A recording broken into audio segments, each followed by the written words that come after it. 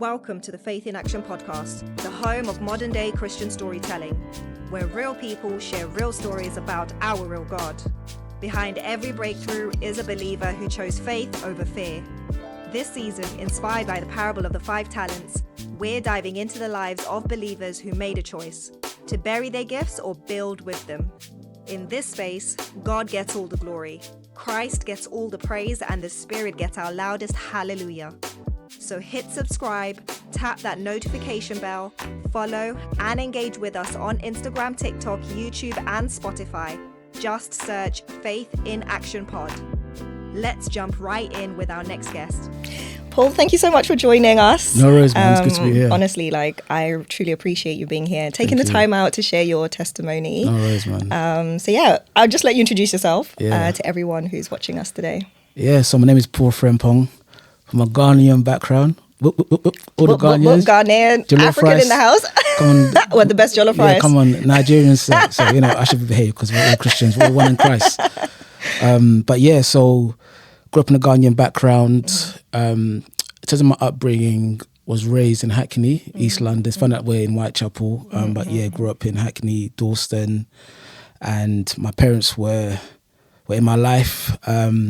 They raised me to be strong Christians, Adventist Christian, and it's been an interesting journey. I think growing up in Hackney, though I grew up in faith, a lot of the friends that I was around or the environment was quite negative. So a lot of my friends were involved in violence and gangs and stuff. But my parents were adamant that I had to go to school, I had to go to college and make sure that I do them proud, because they came from a quite tough background. They were born in Ghana in the village, so when they came over to England, like in the 80s, 70s, it was quite hard for them, innit? So they wanted to make sure that myself and my 4 other siblings, there's 5 of us, that we would kind of benefit from their hard work and make sure that we were on the positive pathway. But I suppose in terms of my passions, one of my biggest passions is young people. So I run a youth ministry called Boys to Men, which started in 2016. So literally this ministry, what we do is we go into colleges, schools, churches, and just do workshops around different themes and topics such as identity, sex, relationships. One of the big topics is gangs, knife crime. That seems to be one of the popular demands when I go to a church or school. And been doing that for quite a few years now. But overall, I've been working with young people and doing ministry for a good 20 years now. Wow. Yeah, good 2 decades. You've seen it all. Yeah, definitely, man. The ups and downs. Yeah. If I was to describe myself, I'm just a down-to-earth person who loves God. Yeah. Cheeky, funny, love cooking, love football. I've actually tasted your jollof. When I came to Chiswick once, you did a goodie bag for the one who travelled the furthest, and I came from very far away. Oh, so praise I even got your mug, and I got a little Tupperware of your jollof fries. Nice. Praise God! Yes, praise God! I can actually. I hope you're not lying. I hope you're not lying. No, it was really good. No, mercy Lord. We don't lie in this show. Okay, I don't lie in general anyway. No, your jollof was really nice. It was really good. But so that's really been about it. But I go North Wembley Church in Brent. And I'm part of the praise team there. You can sing as well. Yeah, kind of. Wait, where were you? Alto, soprano? I'm a tenor. Okay. But again, I think it's funny because my parents. It's funny you spoke about the Ghana Church. So my parents set up the Ghana Church. Oh when my we were young. Yeah. So when we were quite young, probably about age 8, 5, in Hackney, once again Dalston.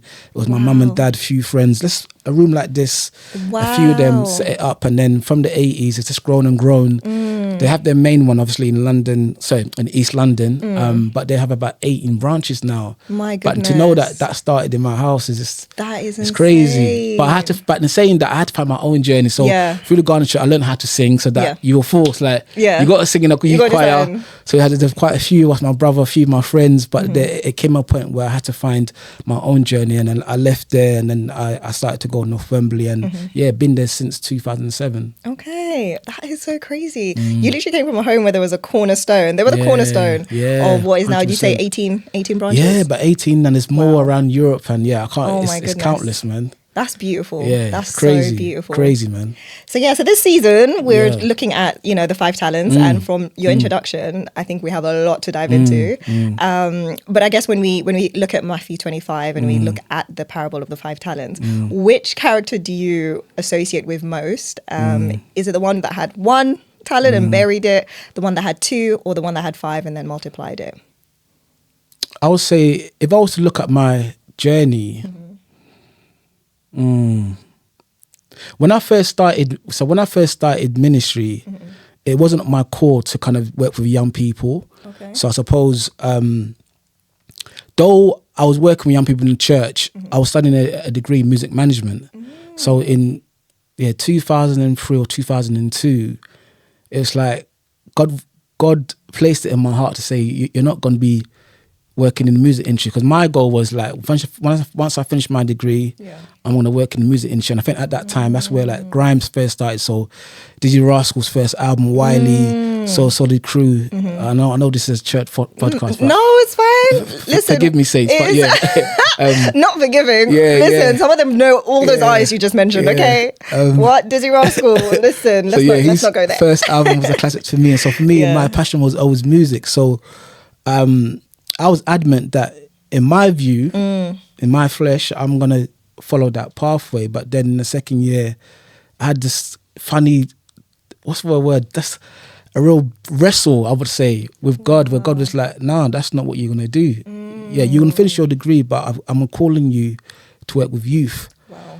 And even though the talent was kind of there to work with youth, but similarly in Matthew's story, maybe in my mind, I didn't think this was meant for me. So in the story of Matthew, the man that hid his talent, he kind of said to his master, like, but I thought you would complain, and I know that you are a hard man. And maybe sometimes in our minds we have this thing that this is not for us, because my thing to God was like, God, but it doesn't pay well working with young people. So that's that negative thoughts where it stops you from really doing what God has entrusted you to do. Because at the start of the text, it says that the master entrusted the servants. Yeah. But in my view, like, you entrusted me to work with youth. No, I entrust myself to work with the music. That was where I feel I should go. But then God had his way. And though I finished my degree in music management, I did a kind of youth work course at the side in college as well. So I was going uni and college at the same time. And from finishing my degree and then finishing my college course, the rest is history. So from then I went into work in youth clubs. Then I went to work in a secondary school, biggest secondary school in Hackney, Stoke Newton School, became a mentor, then a head of year. And then I started to realize my calling. So when I think about that part of my journey, and I relate it to the story in Matthew 25, I would say that in many ways, from 2008 onwards, I would say that I started to really double in my gifting, where like I would do so much different creative stuff. So I'm from a creative background, so I'd run a drama club in school, music club, even though I was a mentor. So for me, though God has given me the talent to work with young people, it's more like, how can I advance this? How can I double this? And I would say over the last 20 years, I've seen myself just grow, where it's like, okay, I've started in the school.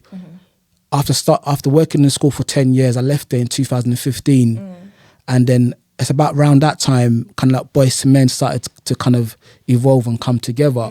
And I think with Boys to Men, when I did my first program in 2016, it was a ministry that I was working with called Jam. They're based in South. One of my friends, I don't even know him, Michael J. He runs Jam, and I was working with him. He's got a good friend. I found I used to manage him when he used to rap. It was quite funny. Yeah, not him being a rapper. Yeah, lyrical soldier, man. What? Big up Michael, lyrical soldier. So, and that was one of the unique things, like in the church. I met this rapper, in the church, and so I used to manage him. But he also had a ministry called Jam, and through that, I said to him, you know what, let's do a program for young men in the church, because a lot of the men are leaving the church. And so I put an idea together. And at that time, Pastor Anthony Fuller was the youth director, and he loved the idea. He's like, Paul, whatever you need financially, we'll support you, Michael, and the whole team. And we did this program, but it was called Boys to Men's Day in Balham Church. It was on a Sunday. And we did this program, great turnout. And from then, it's like God has allowed me to push this ministry where I did a knife crime tour. Wow. Now I've turned it into like kind of a more of a community ministry where I go into schools. Because for me, God wasn't, I felt God saying in 2000, probably when COVID started, like, I don't want you your ministry just to be in the four walls of the church. I want it to be expanded. So when I think about the parable, it's like, he was able to double what he had. And in a sense where it's like, go beyond the four walls now. You're going into schools. You're going into colleges. And so I think with Boys Men and where I am now, I definitely say that where I am now, positionally, I would say it relates more to the character of where he was able to double. But I wouldn't say that was the start of it. And I think even that's the journey, I think, of a lot of us, because I love how you said, you know, when you first thought about what it is God was calling you to do, you thought it was music, and you were so like stuck on, no, I'm going to do music, like this is what I'm doing, I'm going to, you know, do my qualification in that. And then God's like, nope, I'm calling you to do what I'm asking you to do. And you specifically mentioned as well how, you know, for you were looking at it like, but Lord, this doesn't pay me well. And I think a lot of times we limit ourselves because we're looking at God's calling and thinking, but how does this correlate to, like, do you know what I mean? Me prospering. I can't see it. But we forget that his ways are not our ways. In the moment, you're like, but how am I going to be able to afford this? Going to afford that? You can't see where God is taking you. Like, God gets always all the glory. All we have to do is just really like lean on him and follow him. I want to like backstep if that's okay. Of course. So I'm interested to see how you grew up in a home where it's the cornerstone of the London Ghana SDA community. I can only imagine, and you can clarify, you grew up in a home that was, you know, really spiritual, religious. You had religious parents, religious family. And how did they nurture you when you were younger growing up? And how did they take you saying you wanted to go into music? Purely because the connotations around going into the music industry, you know, it's not always positive, right? Because it's like, oh, you're using God's talent to go and worship the devil, essentially. Because it's very tricky, right? Trying to stay on the good side, because things get really blurred in the entertainment industry. So just talk more about your upbringing and growing up in that home and making that decision to want to pursue music, and how potentially your family, you know, either supported you, maybe challenged you. You know, it wasn't too bad. I think, so my mum used to sing, my dad used to sing. Okay. So I grew up in a home where music was like our therapy. It was our joy. It was our happiness. It was our inspiration. And so for me, I feel like that wasn't intentional. I just feel that maybe just because growing up in that environment, it just came upon me. Like, for example, cooking. I love cooking now, but I never thought that I would be someone that loves it. But because my mum and dad were into that, that naturally has now come upon me. And I love cooking for others. But I think so, so growing up in a music family home, that inspired me. But I'll be honest, when choosing my college course, finishing my GCSEs, they wasn't overly happy, because I think in African homes, the main academic, in their views, academic is being a scientist or doctor. Or lawyer. A lawyer. So it's like, it's either those careers. Anything outside of that is like, you're not serious. Literally. You're not serious. You think we came to this country here for you to go to play ping pong? What is this? You know, so they weren't always happy, but they didn't overly push their own agenda on me. You know, they was like, Paul, are you sure this is gonna help you? This is gonna help you long term.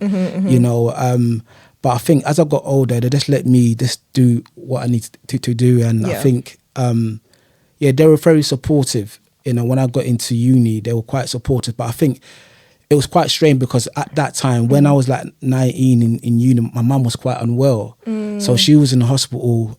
She had cancer, but I didn't know this, but she was in the hospital. My dad had also had his own mental health issues. So there wasn't really too involved in, like, I would say between 19 and 21, you know. So for me, like, no, not that I had, like, you know, I had free space to do what I want, but I think there was other priorities. They didn't have the capacity to kind of be so involved, like, Paul, what's going on? You know, my older brother Seth would ask me, like, you sure you want to do it? So he could try to advise me, but at that point, my mum, because she was so unwell, she just kind of focused on her health.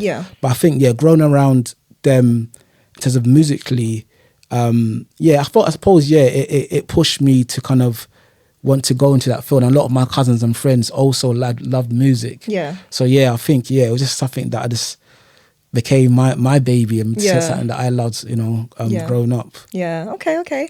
So how would you say then, if we now forward a little bit to the point where you're doing your university degree and you get the conviction where there is an internal pull where you feel God telling you this is not the direction I want you to go in, what was that point in your life like? Because sometimes, I can only speak like for me, there's times God's called me to do things like this podcast, which was, I first got the idea in 2017 and I buried it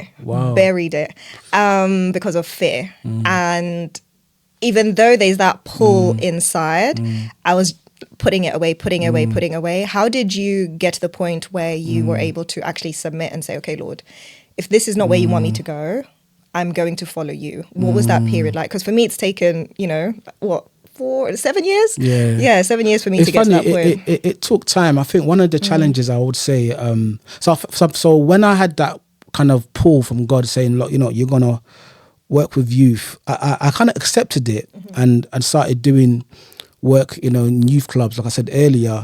But I think, I would say with church ministry, it started a bit later. So though I used to work with some of the kids in church, I would say it's only in my 30s really God started shifting me more into the church. So prior to that, it was literally most of the work that I was doing with youth was in the community. So working with gangs, working with broken families. And so for me, that was fine. But I think one of the struggles that I did have when I started doing boys to men or start working in churches, like preaching appointments, I'll be like, that's not really me. Like I like doing the stuff that I do in the school, the workshops, because that's what I was doing, workshops with kids.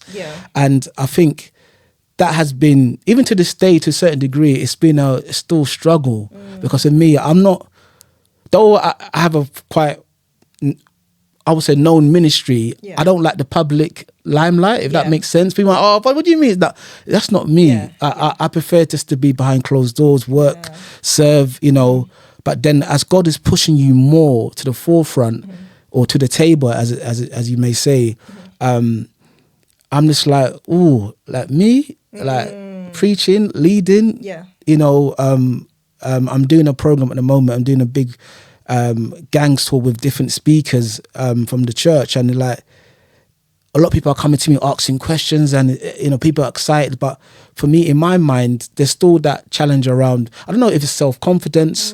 And so I think throughout my journey, I think, though yes, there's parts of me that accepted the calling, I feel me and God are still fighting around, especially the public side of things. Like Paul, like there's a church that needs a preacher. I'm like, but it was like, Paul, they need a workshop at 4 p.m. You're I'm like, cool. But preaching, everybody's looking at you and you got to wear shirt and tie, and it's like, it's a whole different thing. And the thing is, it's funny because I grew up with a lot of friends that are preachers. So like Clarence Jackson, so Michael J. again, Jam, would be Andrew Fuller, Clark Collins. Like these guys, for me, they've always preached from a young age, so like 17, 16. So for me, I've always said, these guys, that's their thing, innit? Pastor Fuller, Andrew Fuller, that's their thing, man. So big up them. Like, but those are my guys. But I never saw myself as someone who'd become a preacher. And it's quite sad in that sense. But you said the earlier text that, God's ways are not our ways, his thoughts are not our thoughts. And it's funny, when I was preaching at Luton in January or February for their Teens Day, I came off stage and a parent came up to me and he was like, we came with his wife, like, Paul, my son doesn't like coming to church. But when he heard your sermon today, it hit him. He loved it. Wow. Thank you, sir. And I'm looking, who? Wow. Who? It's like, yeah. Like, I loved what you said, man. You just kept it real. Wow. You put a lot of jokes and you made it real. You made it relatable. Yeah. And my son loved that. And he hates church. Wow. I don't know what you did, but you cultivated his mind. So I think for me, I'm still learning to. I'm not there yet. I think it's a ongoing progress. It's a work in progress, and I don't know. Maybe just public speaking. It's just not. I don't know what it is. I don't know. Yeah. I mean, as you're talking, I'm like, wow. Mercy. How God puts us in positions, and this is something I'm also figuring out, is the same thing you say about public. I don't like that. Like that's where my fear comes from opening myself up to people being able to comment and the negativity around it. Like I want to do things in silence, right? But the more and more I realize that if God is calling me into a space, he has already provided the protection, the provision, the covering in that space. I just have to continually lean on him. And the fact that he's putting me in a place where I'm uncomfortable, the fact that he's putting me in a place where, you know, you're questioning like, Lord, but I don't want to do this. Like, oh my gosh, are you sure me? Are you sure me? It's actually keeping me at the foot of the cross. Because if I was walking in my own strength, in my own confidence, in the area in which I'm like, oh no, I got this. Like, I will quickly forget God. But because he's putting me in a position where he ultimately gets all the glory, because I can be like, this ain't me. I'm like, it ain't me. So he will always get the glory because I'm always with him. Like, God, but you ask me to do something I'm not comfortable with. But then when people are coming up and, you know, giving you all this, you know, sort of praise in a sense of, oh my goodness, you've touched me, you've reached me. It's like, wow, all glory to God. Because I can't see what you saw. Yeah, absolutely. And that's how God gets the glory. Nah, and I think that's the key, and that's what I've learned over the years, that it's not necessarily about whether you like it, it's about me getting the glory. When you think about the story in the Bible, New Testament, when the man was blind, they were asking, why, who sinned in his family? Was it him? What did he do? And then they respond, Christ respond, no, nothing to do with him. It's for that I can get the glory. Exactly. And I think I'm learning that more and more, that when I'm speaking in public, when I'm leading out in praise and worship, like, I don't understand it, but then I see that people have been blessed, and I realize it's not about my flesh, it's about God using me as a vessel, as a tool for his glory. Do you know what I mean? So it definitely is important. Yeah. I've also been looking at like this analogy of like dying to self as well. I'm currently doing a plan which is the end of me, the beginning of Christ, the beginning of Jesus. Mercy. And it's literally about how do we get to a level of humility? How do we walk a life of humility when a lot of times we operate in a way where we're walking in our own strength and we're making our own decisions without consulting God, without consulting his wisdom, right? And then we find ourselves in situations where we are now dealing with consequences of our actions. And in dealing in those consequences, as a result, we're now being humbled. But we're not being humbled out of choice. We're not actually humbling ourselves. It's the consequences of the decisions we're making by not walking through Christ. And I think even with this story, it's, for me anyway, it's like humbling yourself and going to where God is, seeking God in everything. Because the minute you start walking in your own strength, your own might, then that's when things can become really, really tricky. And then you find yourself glorifying yourself, not God, and then consequences happen, and then, you know, things could go left as well. So I think that's something that's also quite important as well. Okay, so I want to deep dive into the gangs, county lines. You know, I actually attended a session with one of the Fullers. He's on your tour, Andrew, and he did it at the Advent Centre last year, end of last summer. It was Hood Lessons. So I went there because I was just interested, because again, being born in Kenya, coming to England, I'm not so familiar with, you know, the situation that's surrounding gangs. So I went there to learn about, you know, what does this actually mean? What does this actually look like?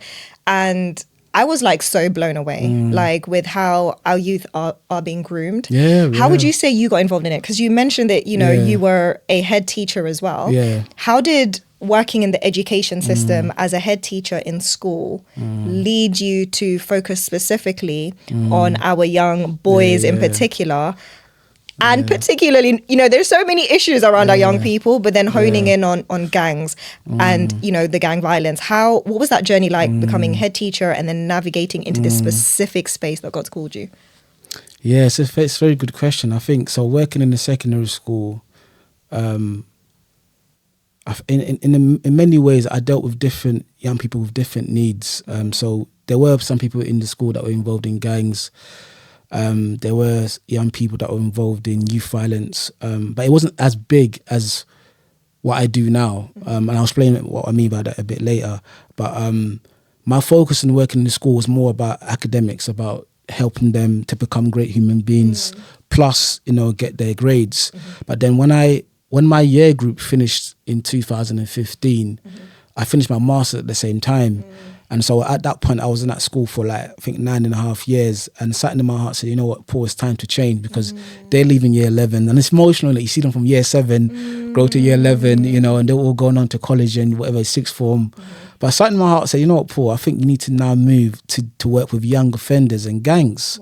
And I applied for a job in Brent and got the job in that same year, 2015. So I left my school job, came into Brent, started working there, and been there now, this is my 10th year. And when I started in that borough, man, it was just crazy. You're dealing with, again, the gangs, like youth violence, dealing with broken families. And for me, one of the blessings though, even though it was a challenge when I first started working with these kids and their families, because I grew up in Hackney myself, so I kind of knew a lot about gangs already. Some of my friends unfortunately died because of gangs.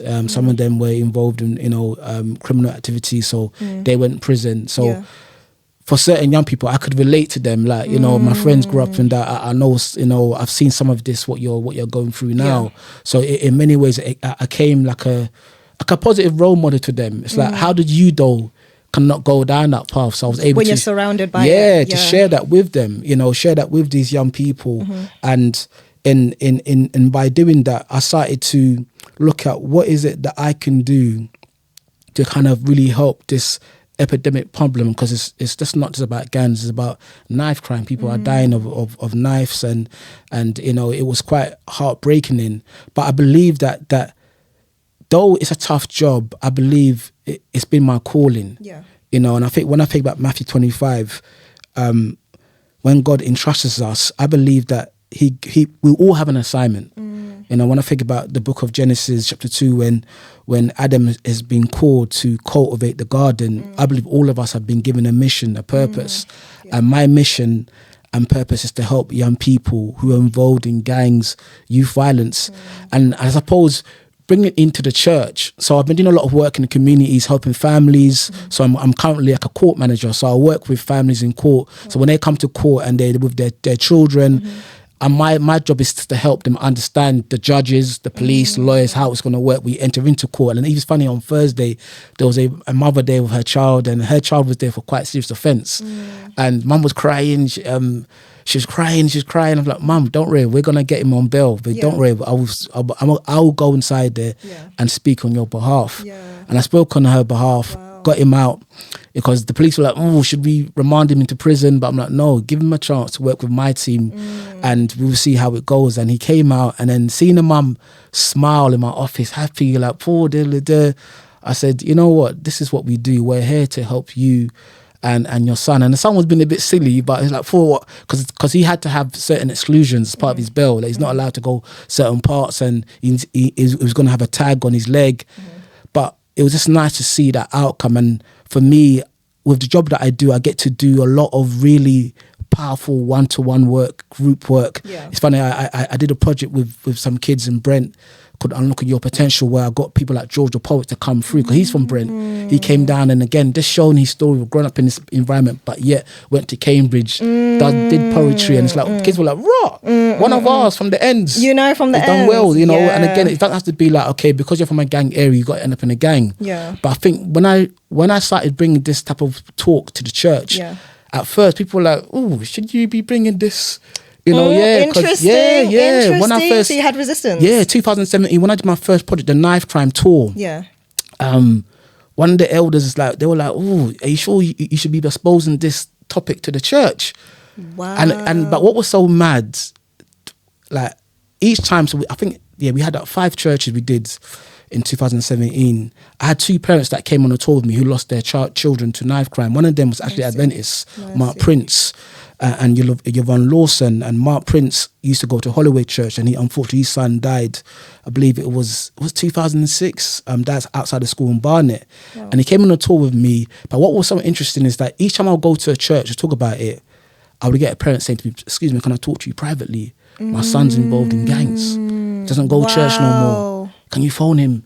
Can you call him? My son's in prison. One time, one parent said to me, my godson's in prison for murder.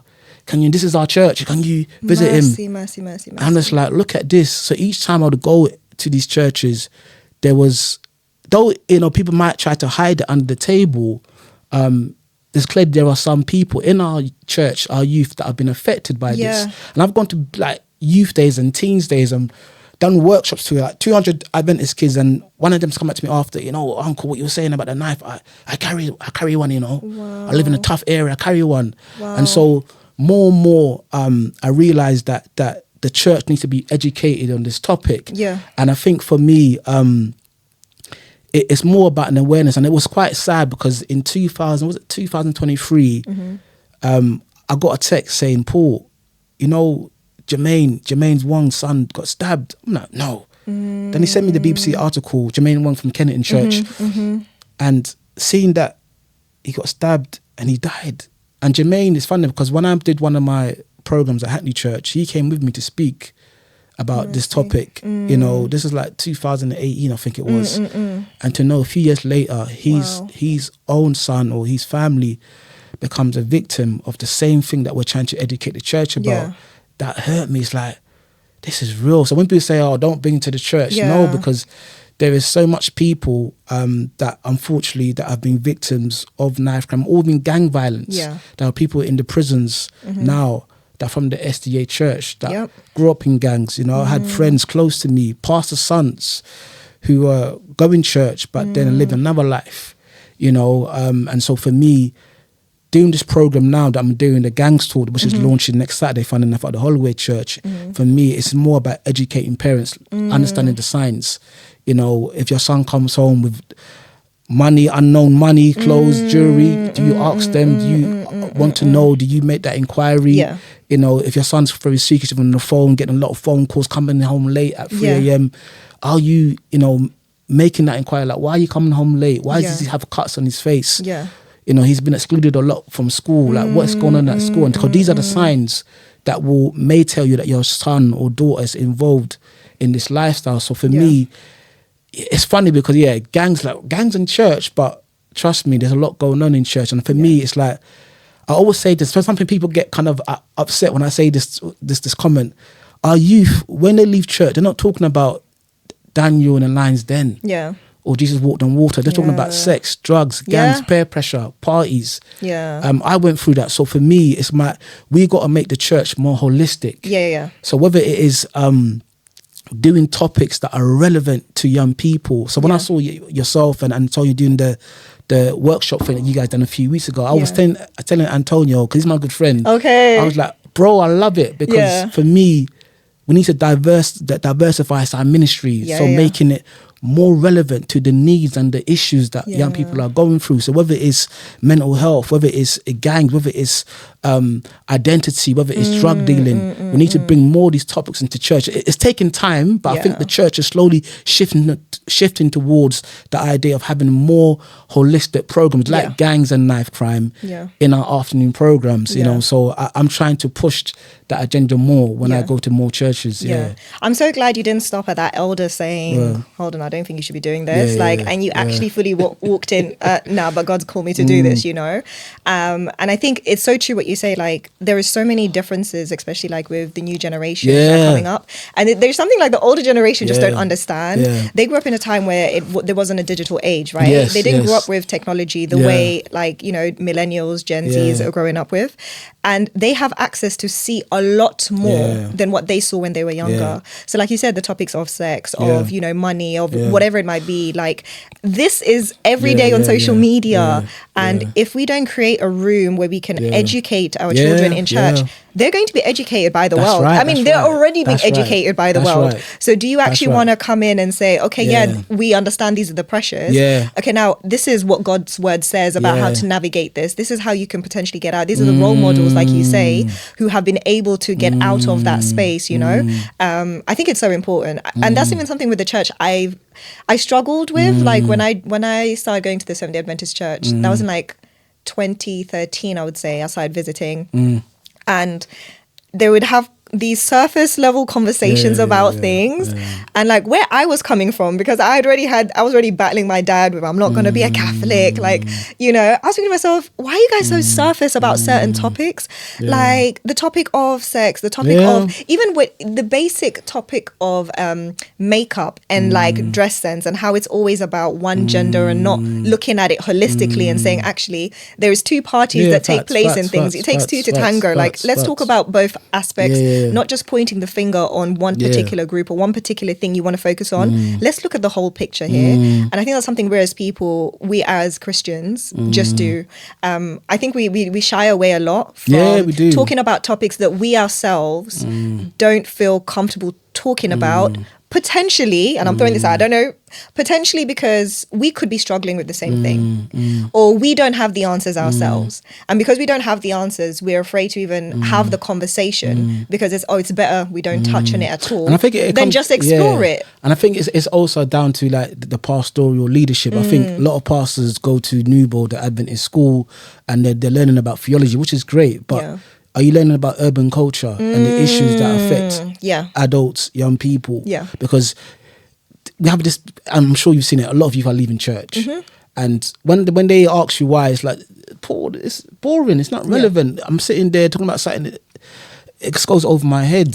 How is this? I've had a tough week. I'm struggling with my sexuality, my identity, my unemployment, mental health. This sermon just go over my head. And I think that the leadership team needs to be able to, yes, you can invite an American speaker or do a campaign about Christ, and that's important. But I just feel that we need to, like, it's like a menu, like a meal. You have your veg, you have your protein, your carbs.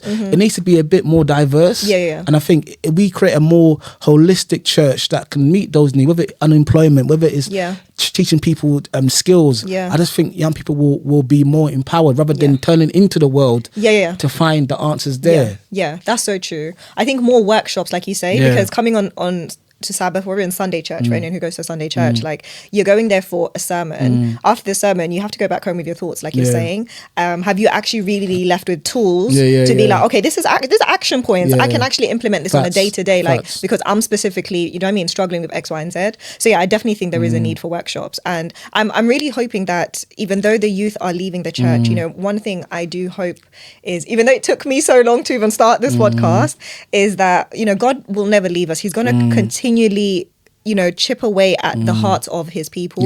And I think even in the word it says, like, he will call up stones, to do his work. So I think there will be a people who are going to be risen, who are going to have the confidence, and he'll give the confidence, you know, and the strength to be able to stand up in these spaces where there's gaps to meet those needs. And it's funny enough, sorry to interrupt you, it's starting now, because it's funny, because I think one of the things that I'm so inspired by is that there is a group of people, so whether it's his house and Javon and the guys, or Adventists in the city, Wanipa and them, and her group, CJ and Di Will, the ministry, a girl invites all these people, young people, to her house, 50, 60 people. Wow. And I think they're based in Greenwich. And my thing is to young people, if church is boring, be the solution. Yes. Be the answer.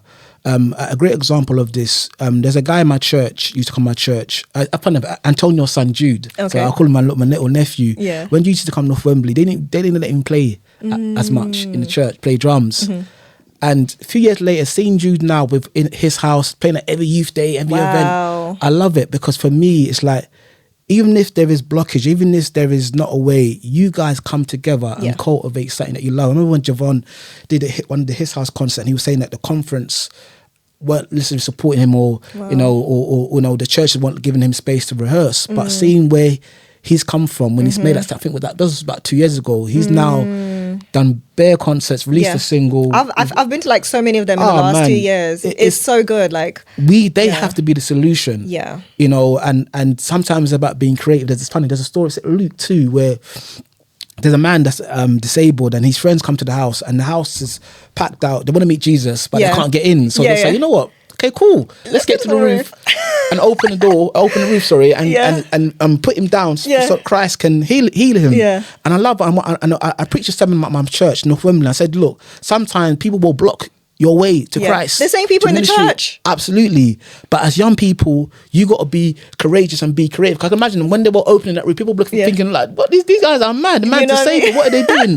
But sometimes you got to be radical. And I think whether it be his house or any other ministry, sometimes that's what it takes. With Boys Men's, like, what? Knife crime? What do you mean? But God has opened doors. And so for me, it's just definitely an encouragement to young people that even if the doors are blocked, man, come together with like-minded people. Whether it's in your house, you have your church in your house. God is there. So don't let that be an excuse to stop you from cultivating what God has placed on your heart. And even like you say, that story of, you know, the man who was paralyzed. Like, it's so important to have friends who see the vision and know God for themselves and believe in his power and can encourage you, because when you're on your own and you're getting those blocks, like the enemy will use that to deter you, because it could be the church is not allowing you, go do this for the secular world. They'll welcome you with open arms, you know. But when you actually have a people around your community who can be like you said, get creative and say, listen, God's called us. We're going to do this. We're not listening to the people here on the ground. We're going to find a way. And I'm not going to look for anything from anywhere, because God is ultimately the God of provision. So I think that's something also that's so important. And even with the parable of the 5 talents, like when I think about the one who got the 2 and the one who got the 5, they went away and they multiplied it. And in multiplication, there's an element of working with people. You don't multiply it on your own. There's 2 better than 1. Bible says, exactly. So there's an element of you know, making sure that you're in a community and you're working with people to you know, to refine these gifts that God has given you, so that it can multiply. And I think that that's also a key aspect, is it's not you going and doing it by yourself. God will give you the people. He will place you in the right rooms. He'll even speak about you before you enter that room, so that when you go there, the people are ready. They're ready to come and help you and support you and be like, oh no. Do you know what? God's put this on my heart already. So do you know what? Come, we're going to do this together, you know. And to add to that, I think it's amazing, because when after COVID, Boys to Men, when I started thinking about how I wanted to advance it and multiply it, God allowed me to place 2 people in my life. Emeka from Holloway Church, who does flyers. So he does all my flyers, and it's like working with him has been amazing, because he's so creative. Like, he's just consistent. His communication is great. When I started thinking, okay, I need to really, because me, I'm a kind of person that will do everything for myself. I'm kind of guy, I don't want no help, but whatever. But then after COVID, I said, nah, let me get people to help me. So someone then did my website, and then there was a Instagram page, Lucian Next Gen. So that's their youth ministry, Lucian Church. I'm like, who's doing their like marketing and branding? And then I text them on Insta. I'm like, who does that? And it's like the girl called El Macy. And so I text her. They gave me her details, and at this probably mid of last year, we started talking. She sat down with me and she just said, Paul, this is what I think you need to do to build your brand, the content, the colours. And I sat there, like, she's younger. She's like in her 20s. I'm in her 40s, but she's in her 20s. She just showed me, because that's what she does, a full-time job. She's a brand strategist. And the way she has advanced my ministry in terms of like the video that I released, the trailer, people are like, Paul, who did your trailer? Who did it? And it's like, it's just this girl, El Macy from Lucian Church. And having those 2 to help me with the flyers and the video part, it's been like, you know what? 2 is better than 1. When the Bible says that we're meant to have community. Definitely with Boys and Men, with those 2, they've helped me. So big them up, man. Emeka, El Macy. Yes, big them up. I'm going to need their contact details because I need some help with this podcast. Okay, so I'm going to need them for sure. Dope, guys. Dope. Yeah, and I love how like you recognize that. Oh, I'm so used to operating on my own, but actually I need other people. And you know what? Even back to the point of like God getting all the glory. When we do things on our own, it's so easy for us to forget God because we're like, it's just me. But when you're actually pulling other people in, it's no longer just you. Do you know what I mean? Like God's getting the glory and highlighting other skills in other people. And the 2 people you just mentioned, I need to holler at them. No, they are amazing. I will be sliding in your DMs soon. Because I need some support as well with that. So yeah, no, honestly, that's definitely like such a good point.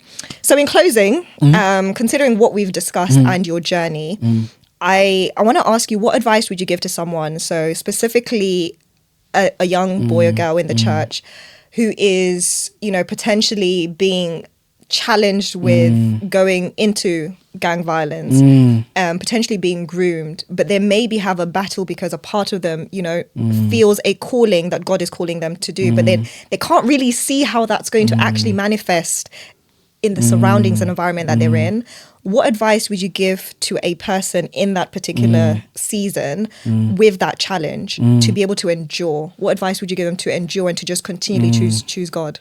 I think there's two sides to it. I mean, I can go on the spiritual side and just be predictable, but I think we let's start with the practical part. I think one of the things that I would kind of advise is to for her or the guy, if it's a guy, to see whether there's anybody in their network who they can talk to about how they feel.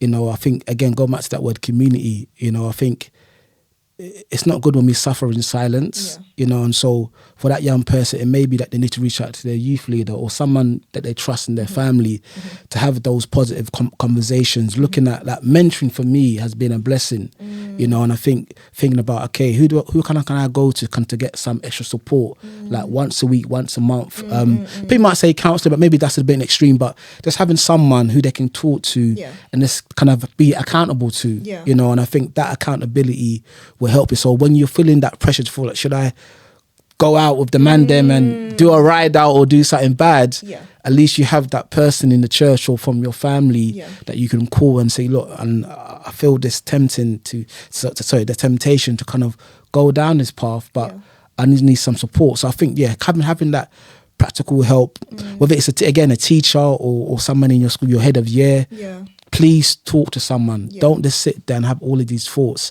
and leave it there and let your friends push you or through peer pressure. From a spiritual space, I definitely would say, obviously, prayer definitely plays a part, and then getting into your word. And again, it's like, you know, do you have spiritual friends around you who you can call upon and say, look, I'm struggling with this, so that they can pray for you, they can encourage you. The reality is, for any person that follows that pathway, in life, you're going to make mistakes. I'm not saying that it's right, but I think in life, you are going to make mistakes. And if you are making the wrong choice, I'm not saying it's fine, but this is part of the journey.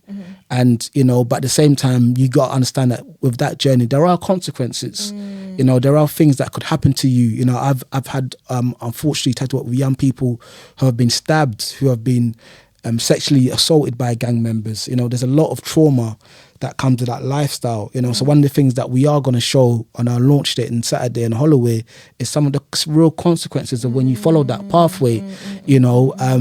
But I think for me, it's knowing that God has made you in a unique way, and it's about knowing your self-worth and making sure that you're mindful that you're not around people that are giving you the wrong advice, because young people are easily influenced by social media. And so whether you watch YouTube and you're watching certain music videos and certain things that are kind of enticing you to kind of feel that this is cool. Do you understand? Like, I'll watch this, but then it's influencing your taste for those things. You know, so I think it's about being mindful about what you watch, what you know, what you're watching on your phone, plus on your laptop, and make sure that you're around positive people. Because for me, I grew up around a lot of people that were quite bad at times. I'm saying, and when I got to 17, I realized that, you know what, it's either that they're gonna pull me to their way, or I got to do my own thing. And so it was a tough decision. I had to leave a lot of the man from the block and say, no, I'm not on this. I got to do my own thing, because I could see where this is going. And so there are some tough choices that you're going to have to make, unfortunately. But I just hope that long term you see the benefit, because for me, when I got into my early 20s, I was hearing, oh, Paul, you know, so-and-so got killed, so-and-so went to prison. So you're reckon like, right, though it was a tough choice to make at 17, but somehow that choice, I was able to survive and now do what I've been able to do now. But then hearing those stories of friends that I knew from primary school who were like 8, 9, 10, you know, to now be told they're dead or 7, 20 years for murder. Because I've got friends like literally now in prison for murder. Do you understand? So for me, it's like, when you think about that, you just think about, you know what, like, is this really right for me? And how is this going to impact my whole family? Like, if I'm part of a gang, like, following this pathway, how is this really going to impact them? You know, it's going to bring a lot of shame and a lot of pain. But I understand that it's not easy because there's so much different pressures. And I think, you know, certain rappers or certain people make gang lifestyle like cool. Yeah. So the kids like, why not? Why not? Do you understand? Like so and so does it. He's a big rapper. Do you know what I mean? Yeah. He's gone prison, so they make it cool. So for young kids who are quite impressionable, it's quite hard to decipher what is good, what is bad. You know, so it is a challenge. But definitely try to be around positive people and definitely speak to someone. Yeah. No, honestly, that's like great advice. I also think like the quality of everything around you, quality of your friendships, quality of the time you're spending in what you're absorbing in, quality of what you're watching on TV. I think that's so important. And with social media, one of the things, like, I think social media is a great thing, but it also has its negatives. Yeah, facts. And what it does is it really just blows up and highlights these successes in whatever industry, whatever place, right, which looks great.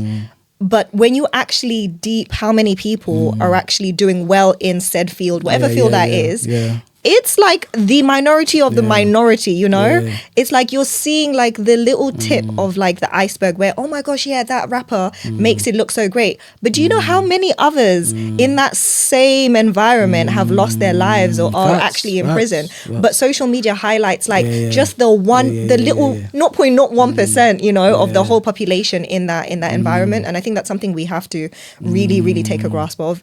Social media is not real. I always say social media is not real. You have to look at it with a pinch of salt. There's a lot, especially now with AI coming in. There is a lot of influences that I think, you know, the millennials, Gen Z, Gen Alpha, like they need to be really, really guarded because there's going to be a lot of confusion. And, you know, the truth is going to be so hard to decipher to know what's truth, what's not. So I like your point of sticking to the word as well, and trying to remain, even if you're, for me, like I always think of like, even if it's the hem of his garment, that you are clinging on to just one thread, right? Just in whatever capacity, trying to remain just on one thread connected to him. 100%. So yeah, no, thank you for that. No, so I guess in closing, we've been doing this with all of the guests so far. I always say we because it's like me and God, you know, it's not me. What one Bible verse would you say? And you could pick either a Bible verse that, you know, has carried you through, you know, your journey so far, or a Bible verse that is carrying you through this point on going forward that, you know, is your favorite Bible verse. Okay, so there's two kind of like the first one I know by what part of the Bible it is. So Galatians 6 verse 9, it says that don't go weary in doing good, for in due time you shall reap your harvest if you faint not. I think for me, I've always been someone that's poured into others. So unfortunately, my mum died when I was quite young of cancer, and after my mum passing away, I had to look after my dad, and he became unwell.